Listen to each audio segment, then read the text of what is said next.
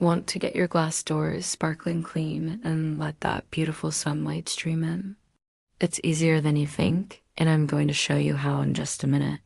Forget those frustrating streaks and smudges. First, grab your favorite glass cleaner and spray it evenly across the entire surface. Don't be shy, give it a good coat. Next, take a clean microfiber cloth. This is key. Wipe the door from top to bottom using straight vertical motions. This technique helps prevent those annoying streaks from forming. For the final touch, take a fresh paper towel and give the glass one last polish.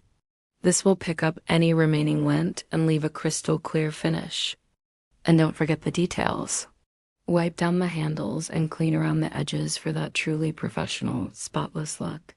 And there you have it. A perfectly clean glass door that brightens up your whole space.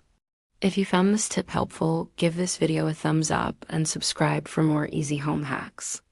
Thanks for watching.